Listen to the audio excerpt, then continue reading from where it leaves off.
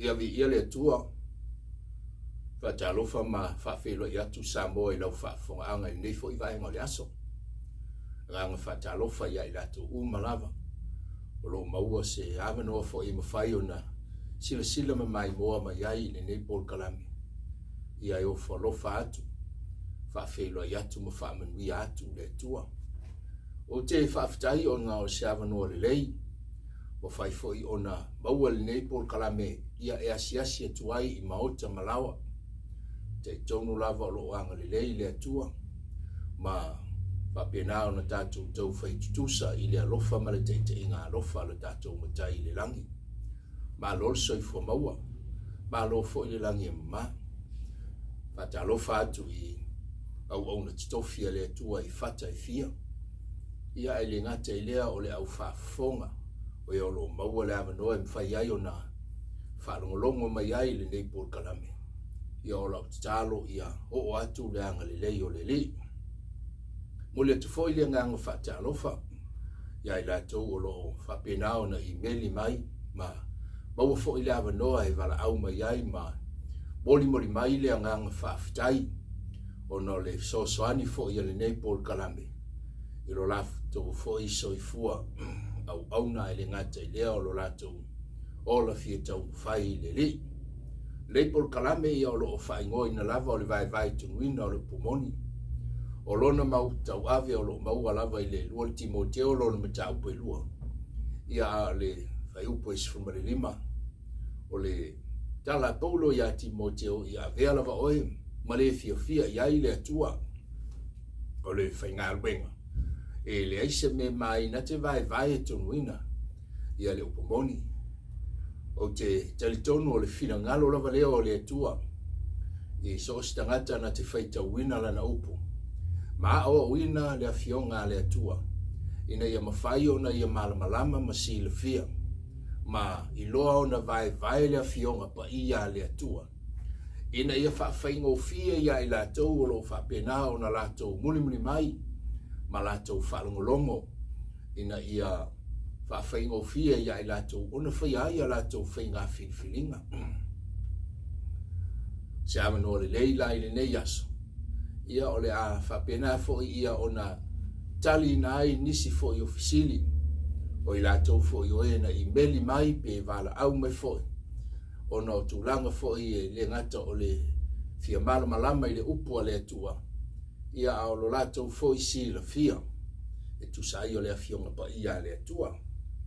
O le fisili mua lai le nei aso.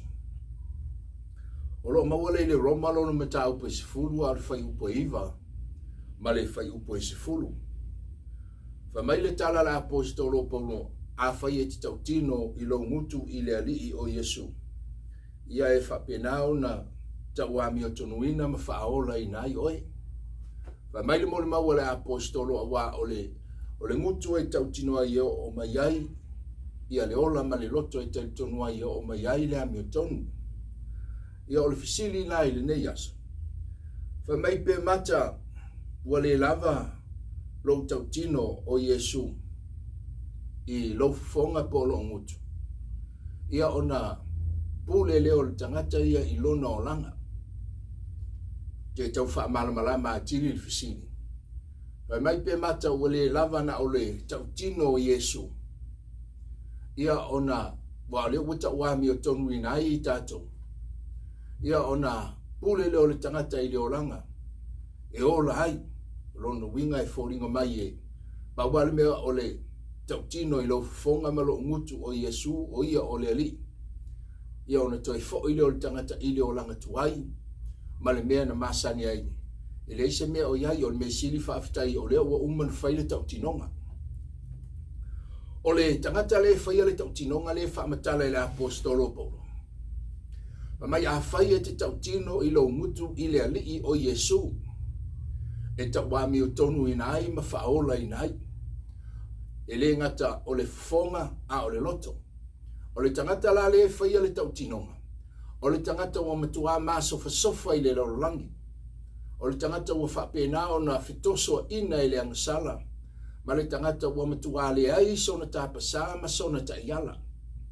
O le ala wa whaila na whainga whiriwhilinga. o le a filifili le ali o le ola. Le fa me tala le tuspaia. A fai e te tautino i le ali o Yesu o lo luinga. E le ngata ina tautino i le fufonga. A o le talitonu i le loto.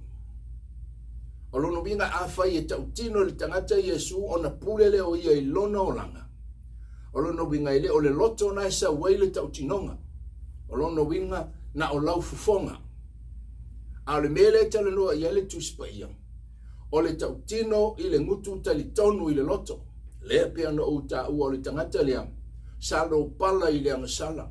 Sa Vaevae le ali o le laulangi le nei. A o lea la wana filifili ina le ali o Yesu. Wa le la vapolonga wa le la vato i lalo. Lea la o faila na fainga filifilinga. O le a liu mai i le ali ma foi mai i le ali. E mana umia le o langa sa loto. Lea la sa uloa faila na tautinonga. Fai mailo le apostolo. A fai e te tautino. Leo toi fai loa ma fai menatu le apostolo Paulo. Leo winga moni o le tautino i a Yesu. O lono winga e le sau mai na ale fufonga. Ai sau mai tutonu o le loto. Ua filifili lona loto e talia Yesu. Ia ona faatino lea e ala ilana tautala. Fai mai leo Paulo a fai e te tautino i lo mutu. Matali tonu i lo loto. E faaola ina ai oe. E fato a faaola ina la le tangata. Ina ua ia faia le tautinonga. E le ngata o le loto ia a le mutu. Ona faatino leo le tautinonga. O le tautinonga le na e faaola ina ai. Ile Romanon mata upe se fulu fai upe se fulu malifitu. Wa mai e tupu le fatuatua i le tau longo atu. O le tau longo o le upu lea le atua. O ila e tupu ai lo tatou telitonunga i le ali i mo lo tatou fatuatuanga i le ali i. Ina o tatou falongolongo i le upu a le atua. Lono winga i le o le telitonu i le ali i manga luenga. Ai tupu lo tatou fatuatua faaleanganga i le atua. Ina ua tatou talitonu ma faalongolongo i le afionga pa ia le atua. E le o le fatuatua i ngā luenga. Wa le fatuatua le na. O lai tala no ai i a kopo. O le fatuatua na tau i utai o le fatuatua. E te fatuatua i le atua. Ia ona fai leo au ngā luenga. E iai fo nisi o talitonunga. Pau ale mea o le fitoanga e fai au ngā luenga. O lo au wala lea i le ola e whaavavau. O le whatuatua la lea. Le whatuatua ai tangata talitonu i a Yesu ma whatuatua ai tangata i le maliu o Yesu. E le aise mea e toi whapipi i ai, e le ai foise mea e toi whaaupopo i ai, e matuale e ai ma se mea e tasi. Tu lango mea tau ngā luenga. Le ngata i lea o le baptisonga. Ai le ngata i lea o le tausinga o le tulafono. Fai mai le tuspaia, e tupu le whatuatua e le tau longo. Tau longo o le afionga pa ia le atua. O le mera le tupu e le whatuatua o le tangata keusiano. Tangata whaolaina. Le tangata le ua ia talia Yesu. Ua ia talitonu i le maliu o Yesu. Le tangata le ua ia filifili mai lona loto. O le awha pena o no siu stai ma ngā wai i le atua. Ua mana umia le olanga sa loto. Le la fe metala le tuspaia e tupu ai le fatuatua. Fatuatua e fia e whalongolongo i le upu le atua. E fia e whalongolongo i pesenga whaleanganga. E fia e whalongolongo i fautuanga e nate i loa e manui ai lona soifua au auna i le atua. I le momorko lito lo mta upe ono fai upe sifun maleiva. Fa mailo le tala le tuspaia. O lo tatou tino po o lo tau tino o le malu lea o le atua. Mai o le malu o le anganga pa ia. So se taimi e fai eisa tatou tau tinonga i le ali. Ia mau tinoa. O tatou tino o le malu o le anganga pa ia. O le tau tinonga lai sau mai tutonu o le loto. O na whaatino lea e lo fonga ma lo ngutu. Wa fioina I tātou, e le tamā le alo ma le anganga pa ia. O na fio le I tonu, wa uma o na whaatawina, whamai le tala le tus pa ia. O tātou tino o le malu o le atua. O le fisili aisea. Le mea wa ave ai o tātou tino o le malu o le atua. Whamai le tala le tus pa ia, ili whai upo e lua sifuru. Ua whaatawina I tātou I le tau. O le maliu lau Iesu I le sātaulo. Ua whaatau ina ai I tātou. O lono winga. So stangata na te whaia le tau tinonga. O le taritonu I le maliu o Iesu mailo na loto. Whamailo le tala le tuspa ia. Wa le toi pule ia te ia. A ua whaatawina o ia e Iesu e ala I lona toto I le sātaulo. Mai wa whaatawina I tātou o le mele e le toi pule ai I tātou so stangata la wa umana whaila na tau tinonga. Le whaamatala le apostolo Paulo I le Roma lona mataupo e sefulu iwa ma le sefulu. Le tau tinonga le sau mai tutonu o le loto. O le tangata le wa filifili o le amuli muli I le li. Le ale toi pule ai satani. A ua whaatau e Iesu lona o langa. Lona winga I le toi pule le toi a ia o ia te ia. A watu ina atu I le atua na te pulea lona o langa. O se whate I ta inga. Ai alu I se whale o loa, pe te alu I se whale ta vale. E ngata ale pule ale whale ta vale, po le pule ale whale o loa I se mea lai tu tonu le whale o loa. Po o le whale ta vale. Pe a whai tātou tele I whaatawina. A o le taimi a tātou te whaatau wai. Ave le tupe ma le whaatau o loa. Pe ave le tupe ma le whale ta vale. Ai a mai le ta vale, a mai le mea le tātou te manena o ai mai le whale o loa. O le taimi tātou ti tau lima I nai. O lono winga, e le toi pule I le whale ta vale. E le toi pule fo I le whale o loa I le mea le na. O le ta vale le na, o le mea tō tino a oe. O le mea fo I te mai I le whale o loa. O le mea tō tino na oe lonu ngai le toi pule ai. O se whate ta inga a e au mai se ta vale. Lono winga, o fea le mea mana o le ta vale e alu I ai. E te tango ai seu le mea te alu I ai. Pe fia alu li ta vale I se sae, e te tango ai seu I se sifo. Ai sea, wa e pule I le mea control ai. Fa pe na fo I le olanga o le tangata ua I le li. Wa fa tau I tātou e Iesu, e le toi pule o e le toi pule a. A ua pule Iesu I o tātou o langa. O le mea e whai mai a Iesu tātou te whaia. Ia wha mole mole lau sunga. Usi usta I mga wa I ai. Ai a whai e pule a tātou ia. Ia te oe pule a u ia te au. Ia ona sa oe leo le tala Peteru. Whai mai ia Peteru. E wha apei o le pua a ua unga ona whata e le ina ai toi fo I toi lo pala. Ile male uli ua toi fo I ona pua inga. E wha apei nā tonu wā le tangata. E whaila na tau tinonga.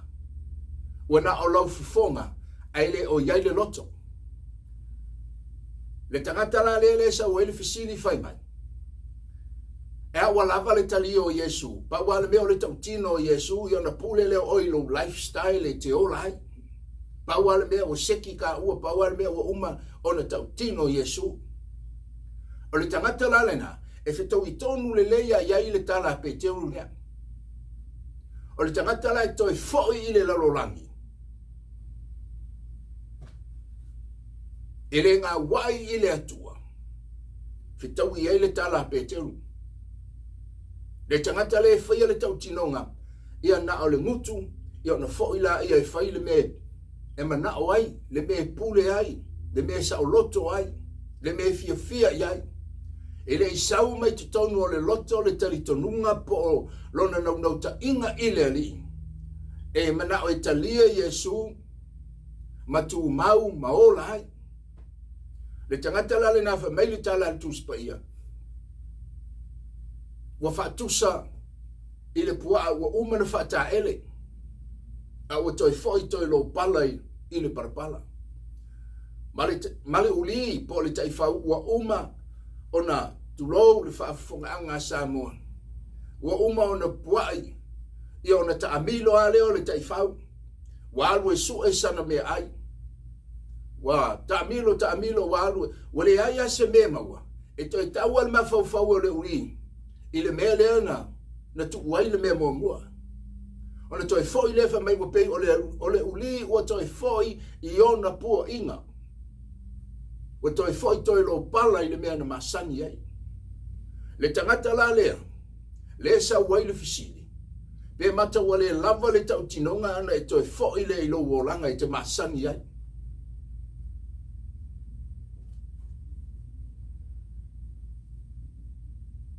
Ma mai le tala le tuspa ia pa ia i tatou. Awai pa ia le na vala wina i tatou. So se teime e te talitonu ai i le maliwo Yesu. Mai o tatou loto ma tau tino le ali o Yesu e whaaola i nai. O na tatou wola le ai si o langa pa ia, aisea.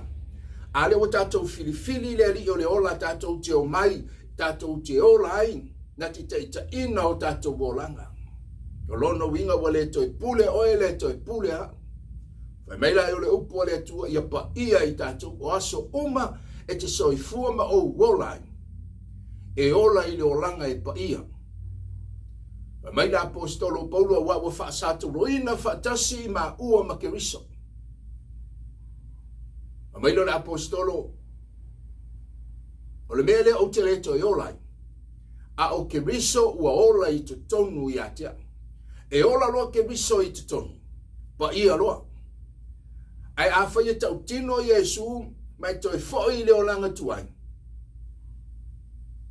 Yo na ola leo tangata il me masani ai. Na ola leo tangata i si o langa i le ta u o leo langa pa ia. Ai peila le tau tinonga lea. Pei o le fisili lea. Pei mata o le lava.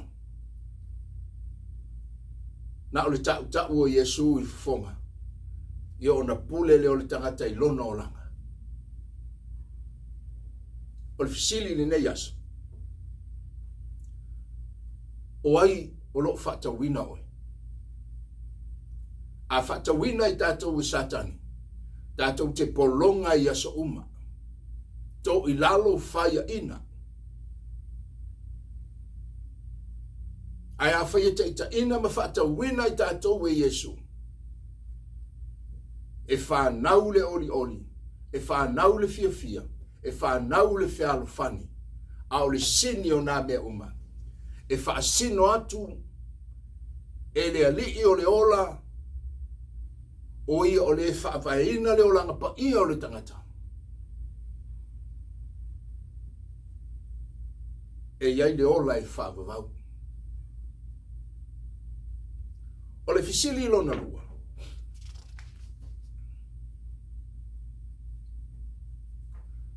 Mai ai se a ua whaatui ese ai le to tele o tangata. I le tau singa o le sapati. Ai se a ua whaatui ese ai le to tele o tangata i le tau singa o le sapati. Ia o te teletono o le lei fisili ua. Ua masofa sofa i le tele o teimi. Fisili mai ai le to tele. Ono le lato fia malama. Ia au te teletono e le au matale nei por kalame. E tali atu ma wha malama. Ina nei tai e seina i tatou. I ona tatou pa u lea. Ma tatou le malama i le upua le atua. Ma tai si se nai i tatou. E peia o le autu ma le aunga o le nei por kalame. O le Vaevae Tonuina. O le upua le atua. Ta ua le nei por kalame o le atua o le Vaevaenga. Wa umana Vaevae le atua lana upu. Le taimi o le whianga inga tuai. O le taimi o le whianga inga fōu. Fa peia ona iei le tuspa ia. Ua Vaevaenga i lua. Fa pena fo i le Vaevaina i le atua o le tula fono e tu ina atu i lona nu. o Israelu ai le ngata i lea. O le alofa tu noa wa uma ona tuuina ma totofi ai. Ia le apostolo Paulo. Na vala au whaapitoa ai Paulo. Mo le tala le lei, monu ese. Ngā wenga na o lo whaamitalina i le ngā wenga o lona mata au Vaevae. O lo tala noa ai le tuspa ia. E winga i le Vaevae ina o le upu o le atua. Pei ona o tala noa o le atua Vaevae wa umana whaabasenga i le atua. Whaapea na ave ese le atua, matu ese le atua, le pōma le ao. O le sami ma le lau ele matutu. O le la i le tae ao, po le ao, e ngate i lea, o le masina ma fitu i le pō. Wa umana whaabasenga i le atua, e whaapea na fo i le upu o le atua. Wa umana whaabasenga i le atua, ma Vaevae i le atua lana upu. Na ia mawhai ona e si la fia ma o wiloa, ma tātou sāba vali ai. Ave ese le atua ma vae le atua le taimi o le whianga inga tuai. O i lato oe na soi fua ai. Ai le ngate i lea o le taimi le nei, o le taimi o le whianga inga fō. E le mawhai ona la umai mea o le whianga inga tuai. E whatu langa ai lo tātou taimi. Pea ona uta ue leisia o pol kalame na iai.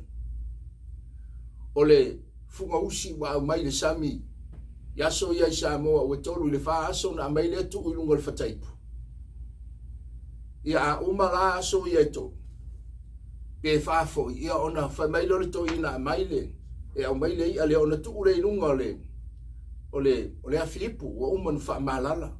Ia ona mai la ia wa fa ia le tausinga wa tali ia le suwa le to ina.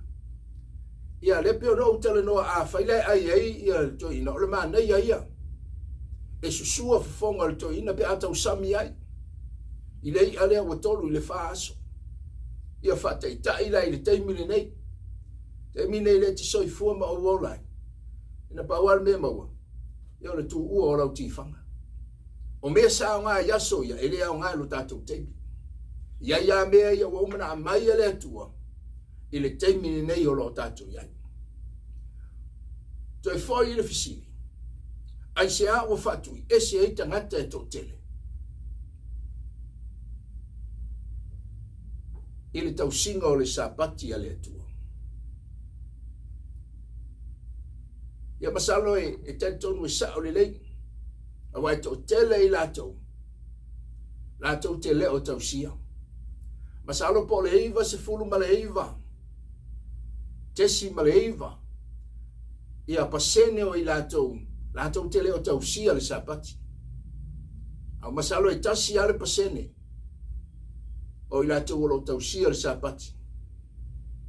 Te vanganale nuku o le atua. Ile luar kolonito la au faitawina o lono meta upu e tolu.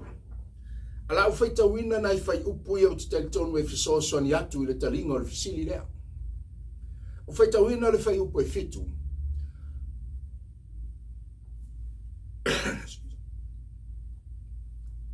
Ai a fai sa whapea le mamalu o le sauninga no o mai ai le oti.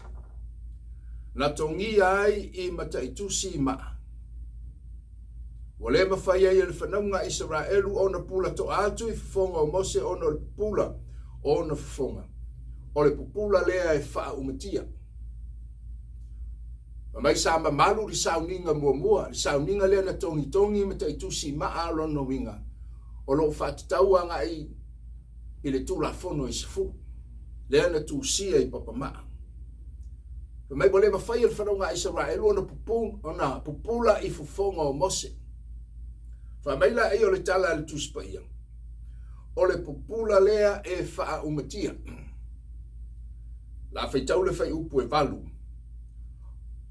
E lea matua sili e le mamalu o le sauninga. O mai ai le anganga. O le sauninga mua o le sauninga whaaletino. E whaatitau ia Israelu. Whai upu e valu e le matua sili e le mamalu o le sauninga o mai ai le anganga. O le sauninga le whaatitau i le maliu o Yesu. E whaatitau i tangata whaaleanganga. O i lato ue watalia Yesu, e leo whatitau anga ia Israelu tobai. O Israelu ele te tonu i le nganga o le atua. Pawale me te tonu i Israelu. Ua na o le atua. Ai le te tonu Israelu i le nganga o le atua. O le taimila le talo noi. O le o talo noi fa mai peresi. E le mamalu o le sauninga. O mai ai le nganga. Le taiminei e tatou titalia a Yesu. Wa fio mai le tama. Le alo ma le nganga pa i o le atua. Ona nofo le te tonu i ai tatou. Le sauninga la lea. E ala i lo tatou talia o le maliu o Yesu. O le fai upo iwa. Awa a fai sa mamalu le sauninga no o mai ai le fasala. E matua sili lava o na mamalu o le sauninga o mai ai le ami o tonu. Sauninga le o le tulafono i le taimi o le whenga inga tuai. O le taimi a tatou te whaale tonu ai, afu tatou. E le ai ama se whaelonga fisili. Sauninga na no o mai ai le fasala, o le taimi a te soli ai le tulafono. E le ai a seisi whaeunga. Lono winga o le whaeunga e whaia i ati oe mau o le fasiotia. Whai mai tala le tuspai o le alu i fafo i oti. O le tangata e whiarua i pe mu se afi. I o fasiotia. Lono winga o le tula fono le nao le sapati. Ma le tula fono le nao le whenga inga tuai. Lono winga e whai tete le tangata ila na savali. O ana me whai aisea. O le taimi a tātou te laa e se ai ma le tula fono. E matuale ai so tātou wawanoa. Fai upuna iwa, mai e matua sili lava o na mamalu o le sauninga, o mai ai le ami o tonu. Le sauninga lea o le maliu o Yesu, le o ta uami o tonu i nai i tātou. Te tonu lea le ato e tali atu ai le fisili lea na sau mua mua. Tau tino Yesu i lo fonga malo ngutu, tali tonu i o tātou loto. Fai mai o le sauninga lea e ta uami o tonu i nai i tātou. O le taimi tātou te talia ai le maliu o Yesu. Ta uami o Tonuina i tātou. Wai mai le apostolo e le ono ngā luenga tātou te le whaia ni ngā luenga. I le ta uami o Tonuina i tātou. O le tātou tau tinonga mai o tātou loto. Tātou te tau tino ai Yesu. O ta uami o Tonuina i tātou. I le ami o tonu o le li. O le whai upo sifuru maritasi. A fai fo isa mamalu le mea e wha umatia. E matua sili le mamalu o le mea e tu mau. Tātou te le toi fio i se mea ua wha umatia. Tātou te le toi o e toi eli lunga se mea ua wha umatia. O se whate te inga so se tangata e mariu. Tātou te le toi tau mawhai e toi langa i lunga. Aisea, ele manongi le lei. Ele o se mea le lei. Te tonu e si la fia ma o wiloa.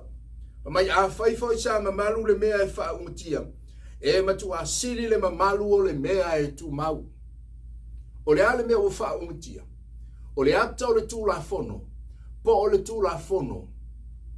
I e ua ia ke riso Yesu. O le taimi wa e tali a Yesu e whai maa li ima whaola. E le to e pule le tūla fono ia te oe. Kale tia lona mata upe tolu luas fuma fama luas fuma lima. Mai le apostolo Paulo sa faile tai tai tama. Le sa faile tu la fono na ti tai tai ina i tātou. Before we come to Christ. Le ngā luenga le nā tu la fono sa tai tai i tātou. E tātou tele o iloa le li i le taimi lea.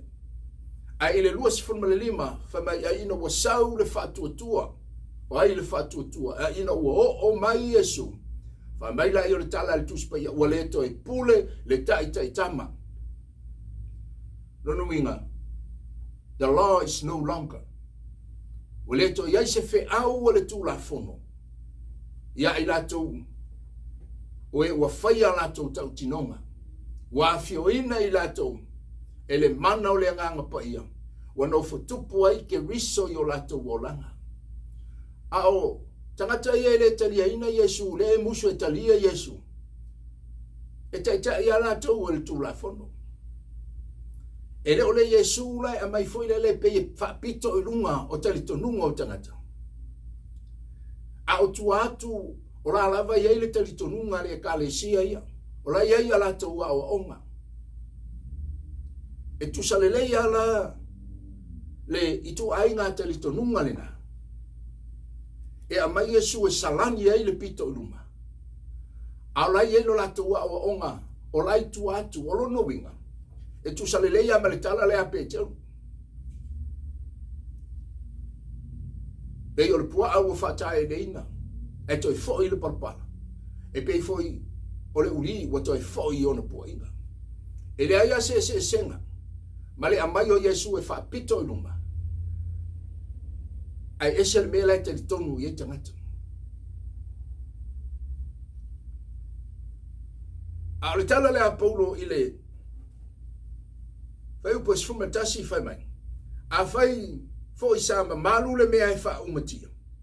E matua siri lava le mamalu o le mea e tu mau. O le ale mea e tu mau. I kerisiano uma wha o laina. Te le tala noa i tangata lotu. A leo te tala noa i kerisiano, the Christian people. O i lato ue wa wha o laina. Matali tonu ile maliu o Yesu. Matalia Yesu e fai maali ma faaola i o lato wolanga. O i lato nga. E tu mau o lato soifua i le ri. Wa au auna i le mea tu mau. Ua tali tonu i le mea e tu mau. Aile o le mea ua uma o na faa umatia. O le fai upa e sifurma le lua. O le nei no wa ya te i mātou o le nei wha moe moe. Mātou te wha ali tino atu. Le ala o tala noa le apostolo wha mai o le nei. Taluai o le ya te au le wha moe moe. O le ya te au le tau tino ngaola. O le ya te au le mea na ova ai iai. O le foi ua o mori mau iai. O le ua iai lo wha moe moe. Fai upu la sifulma le tonu. Mai ele pei o Mose sa tu e ia le ufiufi o na fonga. Na ia le mawhai o na pula toa iai o le whanaunga Israelu i le ungo le mea ua wha umatia. Le fo o toe a mai ele apostolo Paulo o le ale mea ua wha umatia. Pa mai ele pei o Mose sa tu e ia le ufiufi o na fonga.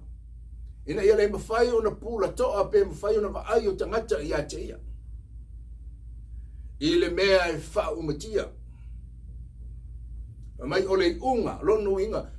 O le unga lono inga e ta uma iai ua. Wale to iai se isi la sanga i ona talatu. Mai o le unga o le mea e wha umatia. O i la toula o e ua yake wiso. O le taimi e tato te talia ai Yesu. Ua i ule tu la fono i lo soifua malawala. Wale to e pule ia le tu la fono. A ua pule Yesu. E iei taimi e whai mai e tangata. Ai se a ua ala langa e tangata ua le au ngā le tu la fono. Nei o la e au ngā le tu la fono. E ho o mai i le aso le nei. Ai so se kerisiano ua talia Yesu whaola ina. E le toi au ngā i ate oe. Wa e soifua ma uola i le tu la fono o le anganga. Le tula fono le tino le temi mo mo le nfa mai aua aua te pai le mele aua le faia le mele o le temi le na le tula fono le tino sa ta ina i tatou a o le temi wa tatou talia Yesu wa fio mai le tamale alo male nganga pa ia e to ton mo lo fila ngalo malo loto ta wa mi o Tonuina i tatou wa le to e pule ia le tula fono po le tai tama. Ala e pulea i lato ele telia Yesu. O i lato o tangata lotu. Ele mane na o italia Yesu. O la e taita i le tula fono. E pulea i le tula fono ia i lato. Au kerisiano whaoleina. O e watali tonu i le maliu o Yesu. Ele to iaise fe au le tula fono. Fa mai le tala le tuspa i o whaasato roina whaatasi. Ma ke riso lo tatou tangata tuai. Tangata tuai le no whai mai ai tu la fono. E le ngate leo le maliu o Yesu whai mai le mo le maua le tusi wa whata wina mai ai i tatou. He redeemed us from the law. Lon mingo whata mai i tatou e ke riso. Whata ese mai i tatou e Yesu. Na i le pule le tu la fono. lea sa whaato I lalo, ma wha umati ai I tātou. Wau mai I tātou, ina ia tātou wola, ma so I fua I sio langa sa loto. Whai upa sifurma le wha, ai peitai, sa whaatau soino lato manatu o wa wo o mai I nei o na po, o tu mau pia lava, e ufi pe a whaita wina le whenga inga tuai. Ele I wha ailoa o wha umatea lea talu ke riso. Wa mai e o mai I nei o na po, o la aita waso, o la aita lanoa I le tu la fono.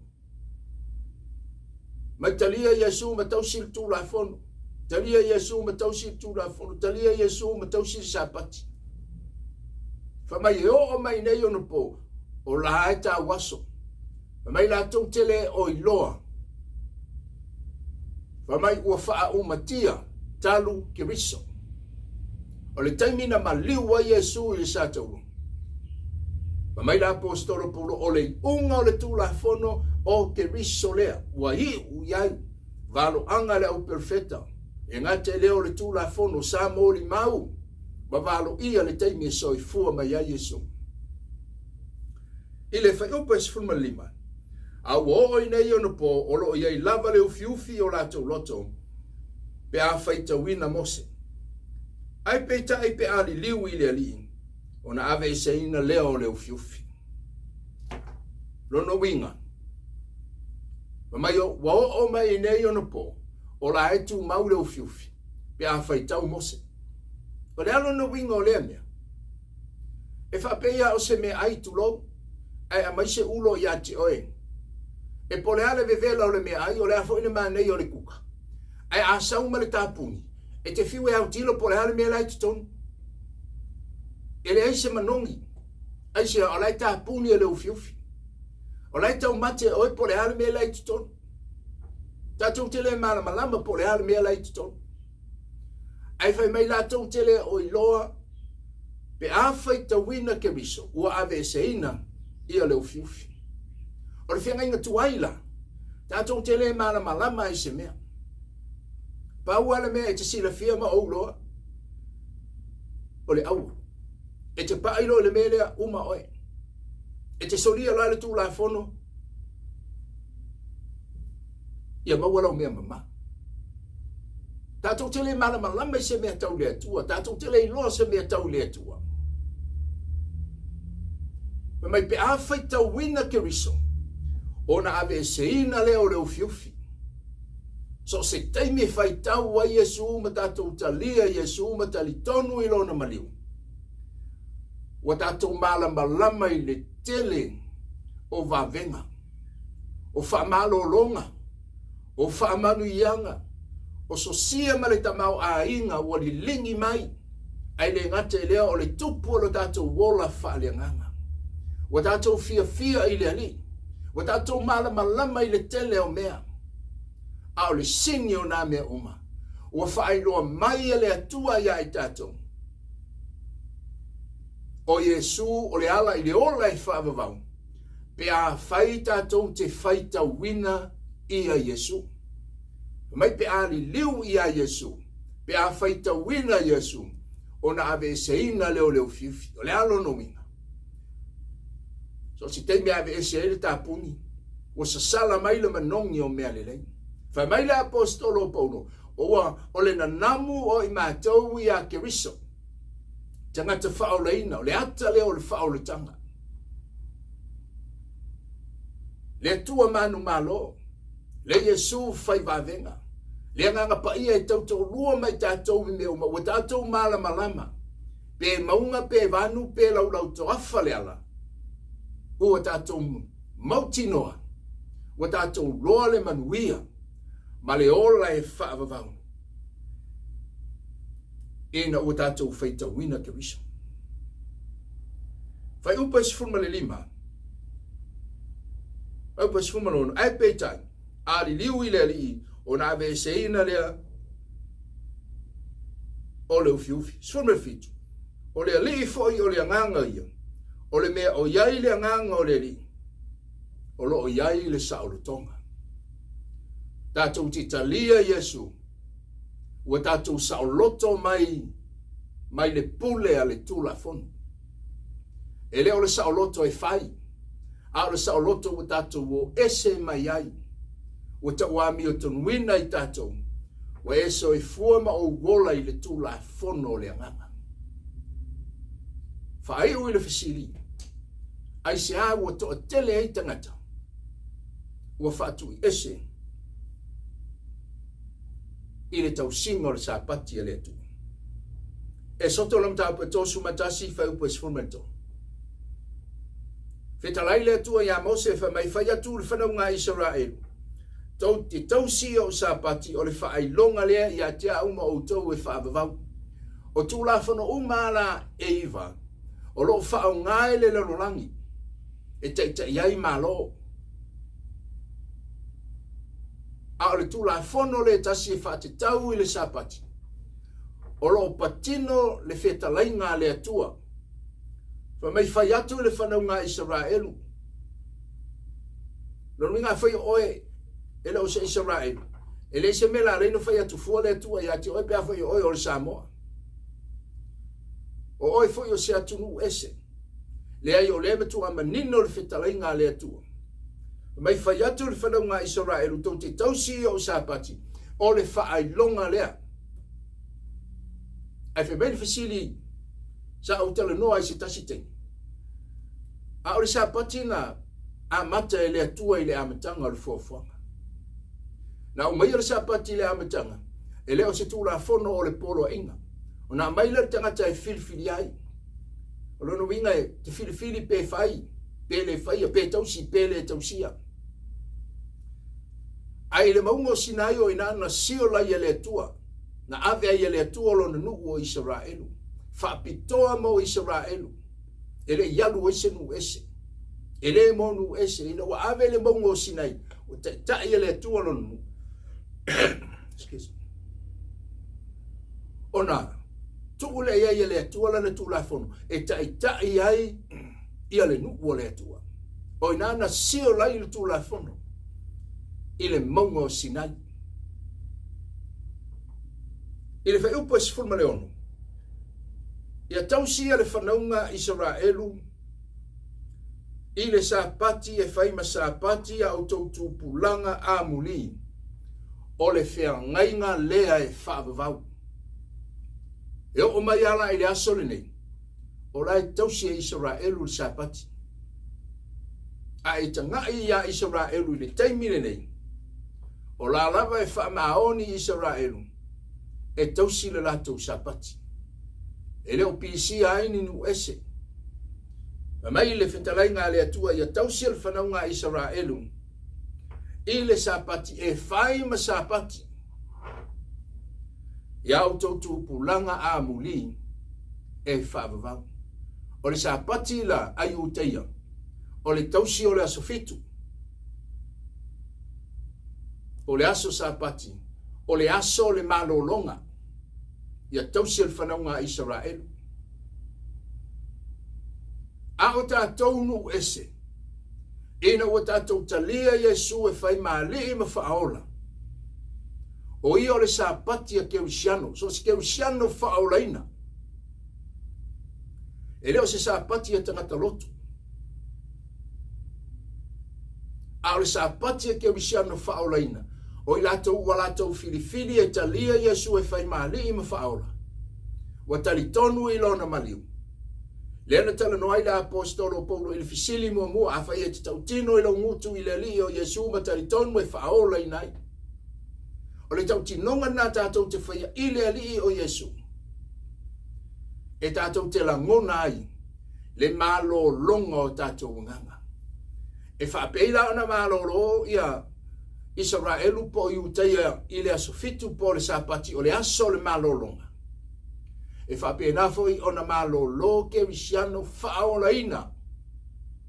E malo lo i a Yesu ina walatou talia. Le ala le whamei Paulo ia Timoteo ia veo e male te lona Vaevae le upo le atua. Whainga luenga le se me mai na te Vaevae Tonuina ia le upo Moni. E tā ua tele Lo soi fua malawola. Ina o tātou malama i le vaevaeina o le upu a le atua. E le malolola i utaia. I a Yesu aisia. A wafai le talitonu i a Yesu. Na lātou te ena Yesu. Le ala le leina lātou le talitonu. O lo lātou lava o onga o lo whaatali lo lātou Mesia. Ia anam tā pomos fumatasi whai mai na maliu mai o ia i lona lava nuu. Aina te ena o ia e ona lava tangata. Le ala le walai o na avea Yesu. E whai mamalo longa o tangata nuu ese. O i lātou o e whaatua i le maliu o Yesu. E malo lo ai le ngata o lātou tino. E malo lo ai fo i mo tātou nganga. O leisi fisili.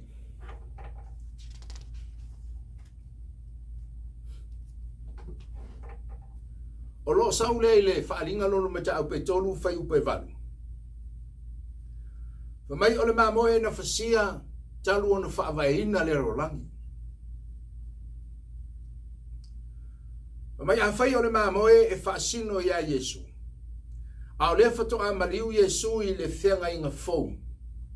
O lona winga ua maliu whaalua Yesu. Whaalinga lono ta upe suma tolu whai upe valu. Whamai o le mamoe na whasia. Ia o le i whaavaeina le rolangi. Po le mamoe na whasia. Mai le fuafuanga o le rolangi. Po le amatanga o le rolangi.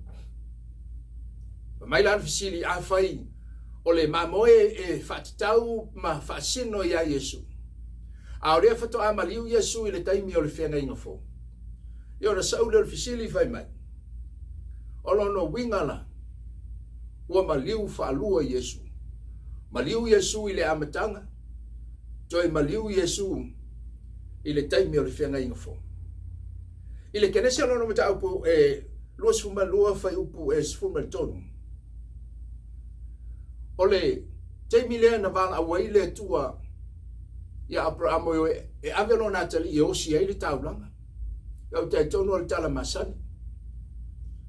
Mai wa sauni mata pena le toina e osi le taulanga i lo natali. Ia ai taofi mai le langi. Mai mau le tusi wa tilo le toina i tua wa tepa i tua wa iai loa ai. Le mamoe o lo lave la veo na nifo i le vau filifili. Ia ona au mai leo le mamoe wa ave ese lo natali. Ia ai osi ai le taulanga. O le ata o le mamoe o lo nuinga o le shadow. Po se ata lea o le mea Moni o lo luminai.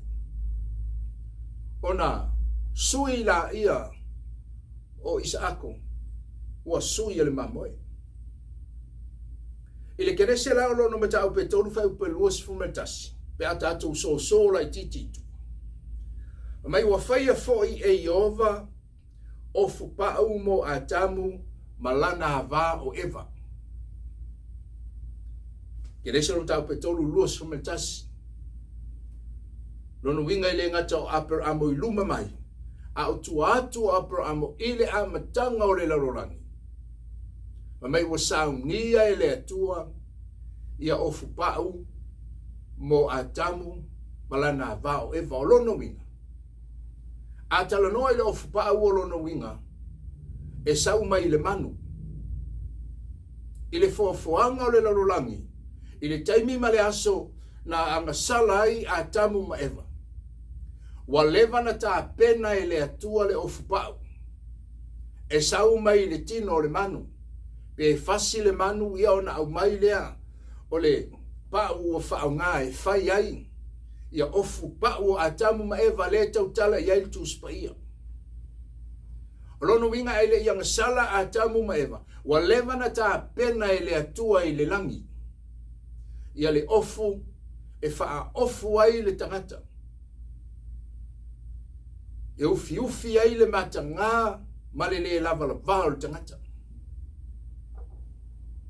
Mai wa sau nia ele atua ofu pau. Mo atamu ia le ngata lea ola na va o eva. Waleva na ta pena ile atua. Waleva na sauni ile atua. O le taimi ma le aso ia lu ese ai le tangata. Ma le usi usta ai le tangata ia te ia. Wa ta pena ma sauni ile atua. E faa ofu ia le tangata mai lona le lava lava. Ile e peru lona mata upo se fulu fai upo iwa. Ona tala noa leo le e peru fa mai le atua e sila sila mai ia. O le a o walu e whaia lo whina ngalo. I le taimi na nga salai, ia le tangata. O na whetalai lo Yesu i lo le tama. Whamai tama, wa o sauni, o te alu, e maliu mo le tangata nga sala. Ai le iang sala le tangata wa umana ta pena i le atua le ofupau. Wa umana fasi e le atua le mamoe. Le ala wanga sala le tangata. Feta lai lo Yesu i lona tama. Lo tama ai wa o sauni. O le a o walu. E whaia lo finangalo. O le ata o le mamoe na fasia i le uwa i taimi. Ai le whaavaina le rolangi. O le ata le o le Yesu. O le amaliu mai le rolangi le nei. E maliu mo la wang sala ma la wang sala. O le fisili, o le a lea mamoe, o lono winga wa maliu fa alua Yesu, e le ai. O le mamoe na fasia i le uwa i taimi. Ai le fa vaina le lolorangi. O le mamoe le ana fa lava lava ai, i le uwa i tangata, i le taimi o le fuafuanga. O le ata lea o le Yesu.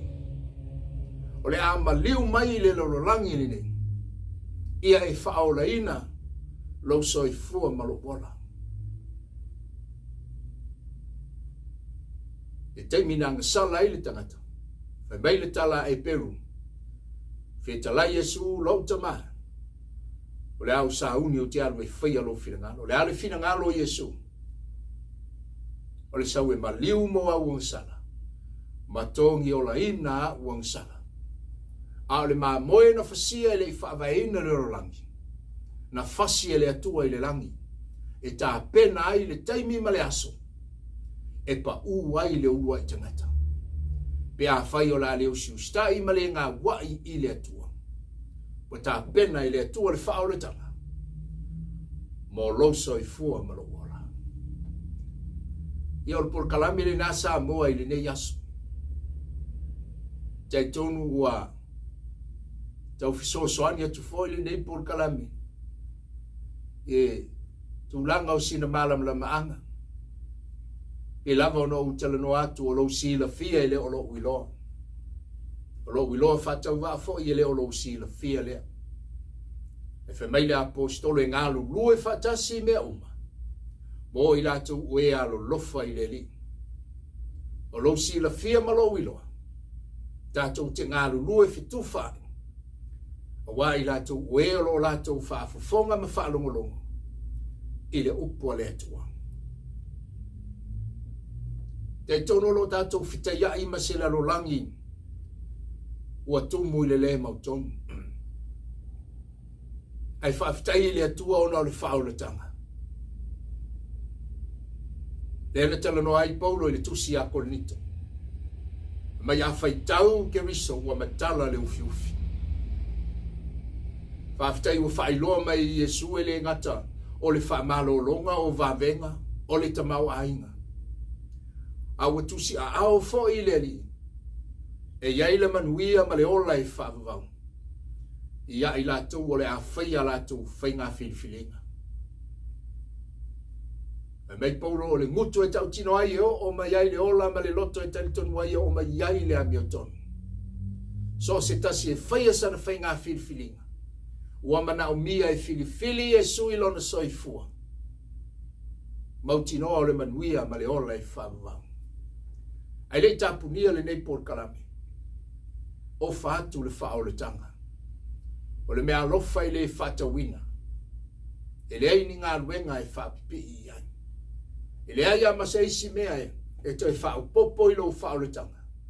wa ato le whaolotanga ua saunia Yesu. Te talai le li le ione mtau pe suma whawhai upe ono. Wa unei le ala upu Moni ma le ola i le ai seisi alu watu le tama. Pe a whai tātou te leo i atu i ate ia. Te tonu foi wa tele lo pisi. I tiu te mawhaiva masani. Wa whatua na ia i foi una whai a tātou whai ngā whiwhilinga i le ri. A le tukua lalo le nei por kalame. E iai le aso e umai le olanga le nei. A le ola e whaavavau.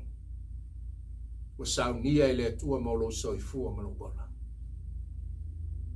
E mana o italia Yesu i le nei aso. Ia vi ia le li. Ta te talo whatasi mau. O le te talo le whaoratanga. E whaola i nai. Lo soifua manobola o le mea lofa. Ma le ala i le ola e whaavavau. Whaafitai Yesu i le nei aso. Wa u whalongo i le a o wina o lau fionga. Wa u iloa o a ua le tangata angasala. Te tala i nātu lau loto i a te oi. E te awhio mai i ai. Wa u talia o Yesu e whai maali i ma whaaola i lobolanga. Te tai o wala. Whaasino whaatonu o wala. Ina ia o soifua ma ola i se o langa manu malo mo oi. Whaafitai Yesu. Wa e te tala leo langi ma le ola e whaavavau moa. Amen. Iol por kalame nai ne yasu. Rafo is whamtalanga. Wale tauta mali. Ia ao senga ngana foi wala vale. Ia malu ave i fali. Ali ngangal nei por kalame. Fai un tato fasua i fetufai. Ia ala ile upu ale atua. Se malama mua. Tatu toi wheloa ili nei por kalame o whai ngoina. O le Vaevae Tonuina. O le upu Moni. Manu te leina lau whaasau saunga Samoa ili nei aso. Amen.